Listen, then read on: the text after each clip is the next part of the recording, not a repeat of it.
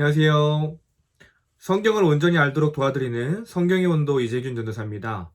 오늘도 저와 함께 마가복음을 통해서 하나님의 그 복음을 함께 배우고 알아가는 시간 갖도록 하겠습니다. 오늘 본문은요, 마가복음 2장 18절부터 22절까지의 내용입니다. 저와 함께 본문을 읽고요, 그 내용을 함께 살펴보도록 하겠습니다. 요한의 제자들과 바리새인들이 금식하고 있는지라 사람들이 예수께 와서 말하되 요한의 제자들과 바리새인의 제자들은 금식하는데 어찌하여 당신의 제자들은 금식하지 아니하나이까? 예수께서 그들에게 이르시되 혼인집 손님들이 신랑과 함께 있을 때에 금식할 수 있느냐? 신랑과 함께 있을 동안에는 금식할 수 없느니라. 그러나 신랑을 빼앗길 날이 이르리니 그날에는 금식할 것이니라. 생배 조각을 낡은 옷에 붙이는 자가 없나니 만일 그렇게 하면 기운 새 것이 낡은 그것을 당기어 헤어짐이 더하게 되느니라.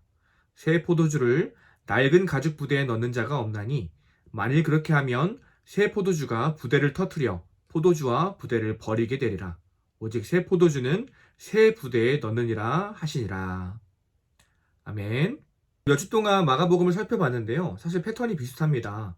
예수님의 사역을 이해하지 못하는 사람들, 하나님 나라가 어떤 나라인지 이해하지 못하는 사람들이 계속해서 예수님 앞에 회방을 놔요. 질문을 던지고 예수님을 넘어뜨리려고 합니다. 그런 상황 가운데 예수님께서 그들에게 계속 알려주시죠. 우문현답이라고 우리가 흔히 얘기하는 것처럼 그들의 어리석은 질문에 현명한 대답으로서 하나님 나라가 어떤 곳인지, 자신이 이 땅에 오신 목적이 무엇인지를 설명해 주시고 또 여러 가지 기적을 통해 알려주십니다. 올바른 하나님 나라에 대한 이해가 있기를 원하셨던 거죠. 그 말은 무엇입니까? 우리의 삶 가운데 하나님의 나라, 또 신앙생활, 너무나 많은 오해를 하고 살아간다는 거예요. 하나님의 기준이 아니라 나의 기준대로 신앙생활 할 때가 너무나 많습니다. 오늘 본문을 통해서도 우리의 그런 오해를 내려놓고 하나님께서 알려주시는 대로, 주님이 원하시는 대로 우리의 시선을, 우리의 마음을 변화시켜서 나아가는 저 여러분들에게 소망합니다. 오늘도 예수님 앞에 나와서 또 예수님을 책망하고 공격하는 사람들이 등장합니다. 본문에는 그냥 사람들이라고 나오는데요, 계속해서 예수님을 따라다녔던 바리새인이었을 수도 있고요, 하나님 나라를 온전히 이해하지 못했던 사람들이었겠죠. 그들이 하는 말은 무엇입니까? 요한의 제자들과 바리새인들은 저렇게 지금 금식하고 있는데 왜 당신과 당신의 제자들은 금식을 하지 않습니까? 라는 질문이었어요. 그 질문 가운데 이제 예수님께서 여러 가지 대답을 해주십니다. 먼저 그 당시 금식의 의미를 좀 먼저 살펴보기 원합니다. 금식이라는 건 뭔가요? 우리가 흔히 밥을 먹지 않는 것, 음식을 금하는 것, 그것이 금식이겠죠? 금식하는 목적이 있었다는 거예요. 그 이유는 하나님이 우리를 다시 구원해 주시기를 원하는 마음으로, 하나님의 나라가 이 땅에 다시 속히 오기를 원하는 마음으로 나의 삶을 주님 앞에 내어놓고 경건의 모습으로 나아가기 위한 일종의 한 가지 행위였던 것이죠. 그래서 그 당시 율법에서는 1년에 한 번 대속죄일이 되면 금식을 하라라고 정해져 있었습니다. 그런데 이것이 시간이 많이 지남에 따라 열심히 있던 사람들, 처음에 그 마음들은 아마도 주님을 향한, 하나님을 향한 사랑이었겠죠. 그런데 그것이 시간이 지나면서 점점 왜곡되고 나의 의를 높이고 나의 행위를 드러내기 위한 수단으로 금식이 사용되었다는 것입니다. 그래서 수많은 사람들이 일주일에 여러 번 금식을 하면서 그것으로 나의 의의를 드러나려고 했던 것이에요. 오늘 이 사람들도 이 모습을 보고 왜 당신들은 금식을 하지 않습니까? 금식을 하는 자들, 금식을 안 하는 사람들 서로 비교와 판단을 하고 있습니다. 여기서 우리가 한번 같이 생각해 볼 것이 무엇인가요? 신앙생활이라는 거 행위가 아니라는 것입니다. 우리는 무언가를 더 열심히 해야 신앙생활을 잘하는 걸로 생각할 때가 있어요. 아니면 반대로 무언가를 하지 않음으로써 내가 신앙생활을 잘한다고 오해할 때가 있습니다. 무엇이 있나요? 예를 들어서 큐티를 열심히 하고요, 예배를 열심히 드리고 헌금을 많이 내고 내가 무언가를 더 많이 함으로써 나의 경건을 드러내고 나의 열심을 드러내고 그것이 내 신앙생활을 나타내는 증표라고 생각할 때가 많죠. 물론 그 마음은 귀한 마음입니다. 그러나 그것이 하나님과의 관계 안에서 주를 위한 것이 아니라 나를 위한 것이 되고 누군가와 비교하며 정죄하기 위한 것이 된다면 우리는 그 행위를 안 하면 못하겠죠. 또 우리가 무언가를 안 한다고 하면서 그것을 나의 의로 삼을 때도 너무나 많습니다. 뭐가 있나요? 난 술을 마시지 않습니다. 난 담배를 피지 않아요. 좋죠. 훌륭하죠. 그러나 그것을 가지고 또 나의 의를 드러낸다거나 그 일종의 나의 행위로서 경건의 모습으로 삼는다면, 그걸 가지고 또 남을 판단하는 기준이 된다면 그 행위 또한 안 하는 이만 못할 것입니다. 우리의 모든 신앙생활은 하나님과의 관계 가운데서 오로지 하나님을 사랑하는 마음이 동기가 되어서 해야 할 것이에요. 오늘 이 사람들은요, 그것을 알지 못했습니다. 그래서 오해하고 예수님과 제자들을 판단하기 시작했어요. 그러자 이제 예수님께서 답변을 하시죠. 19, 20절 이 두 절에 걸쳐서 참된 금식이 무엇인지를 알려주고 계십니다. 예수님이 말씀하시는 거예요. 너희들아 잘 들어라. 금식은 하나님의 나라와 그 나라의 왕이 오시기를 기다리는 경건한 행위야. 신랑이 오시기를 기다리며 그 삶을 준비하는 경건한 행위야. 그런데 신랑된 내가, 하나님 나라의 왕인 내가 이 땅에 왔는데 금식이 무슨 소용이 있니? 지금은 우리가 마음껏 즐기고 그 복과 은혜를 누릴 때다. 우리는 지금 잔치를 벌일 때지 금식을 할 때가 아니다. 말씀하고 계신 거예요. 여기서 예수님이 또 중요한 신앙의 원리를 알려주십니다. 예수님을 나의 주인으로 모셔드리고 살아가는 성도의 삶은 나를 억압하고 억눌린 채 살아가는 것이 아니라 이미 주님께서 나에게 허락하신 모든 복을 누리면서 풍성한 삶을 살아가는 것이겠죠. 일전에 제가 말씀드렸듯이 우리 항상 부활절 전에 고난주간 때 미디어 금식을 하고 식사 금식을 합니다. 물론 굉장히 중요하죠. 십자가의 의미를 더 우리가 생각해보고 깊이 묵상하기 위한 여러 가지 방편들일 것입니다. 그러나 우린 반드시 기억해야 돼요.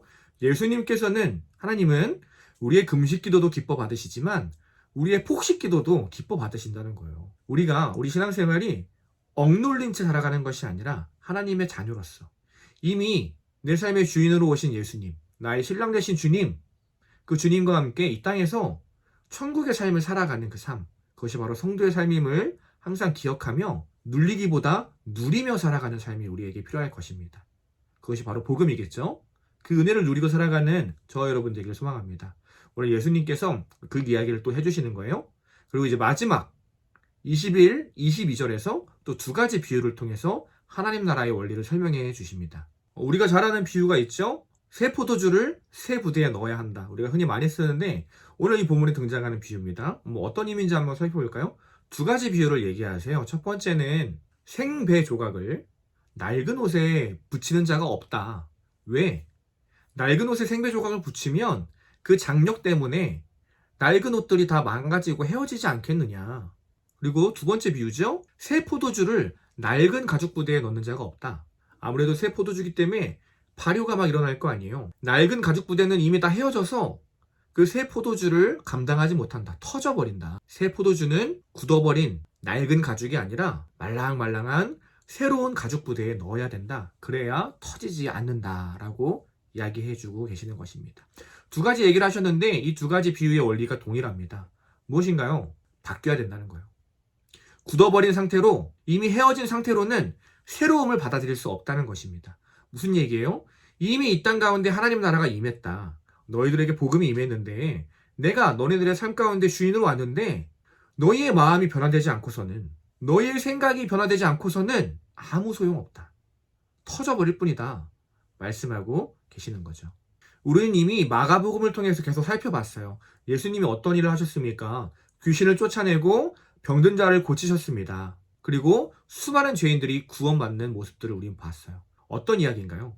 완전히 새로운 시대가 이 땅 가운데 오게 된 것이죠. 죄가 가득하고 죄인들이 가득하고 사단이 다스리는 나라가 아니라 하나님께서 통치하시고 의와 거룩과 평강이 가득한 나라, 하나님이 친히 다스리시는 하나님의 나라가 이 땅 가운데 회복된 것입니다. 그러니 새로운 시대가 왔으니, 새로운 나라가 왔으니 모든 율법과 전통들, 너희들이 붙잡고 있는 그 헛된 생각들도 이제 다 버려야 된다.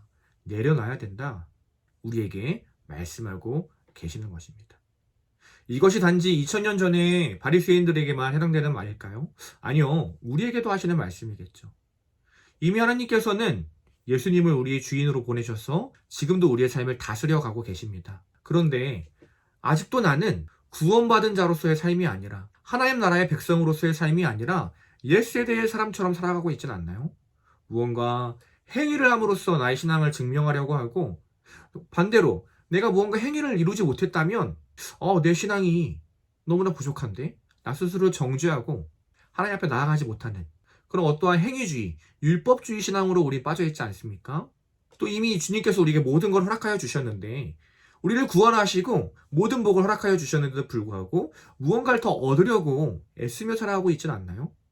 감사하며 자족하는 삶이 아니라 더 이 땅 가운데 뭔가를 더 내가 노력해서 쟁취하기 위해서 애쓰며 살아가고 있지 않나요?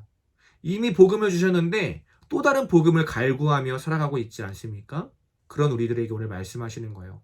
새로운 나라가 이 땅 가운데 이미 왔다. 새 시대가 열렸다. 너희는 그 시대의 사람답게 살아야 한다. 내가 너희 안에 벌써 새로운 일을 행했다.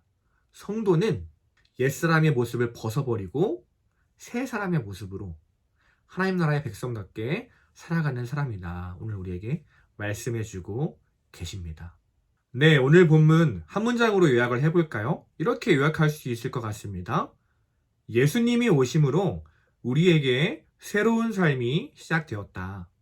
예수님이 이 땅에 오심으로써 우리에게 새로운 삶이 시작되었습니다. 그렇다면 우리는 어떻게 살아야 할까요? 적용점이 될 수 있겠죠? 먼저는 그것을 믿어야 할 것입니다. 이미 내 모습이 변화되었다는 것을 믿고 날마다 내 모습을 점검해야겠죠. 내 생각과 나의 가치관과 내 삶의 태도가 아직도 옛사람과 같진 않은가? 점검을 하고 아직도 변화되지 않은 모습이 있다면 날마다 변화시키며 또 나아가야 할 것입니다. 우리가 날마다 말씀을 붙들고 주님 안에 거해야 하는 이유가 바로 그것이겠죠. 주님과 연결되어서 주님께 공급받는 그 말씀과 은혜와 사랑으로 말미암아 날마다 나의 삶이 주님을 닮아가고 주님의 그 풍성한 은혜 안에 젖어서 넉넉한 기쁨으로 살아가는 저와 여러분 되기를 소망합니다. 성도는 이미 변화된 사람입니다. 성도는 이미 승리한 사람입니다. 복을 얻기 위해 노력하며 살아가는 삶이 아니라 한 주간 이미 우리에게 허락하신 그 놀라운 복을 마음껏 누리며 살아가는 저와 여러분 되기를 소망합니다. 오늘도 끝까지 함께 해주셔서 감사합니다. 다음 주에 만나요.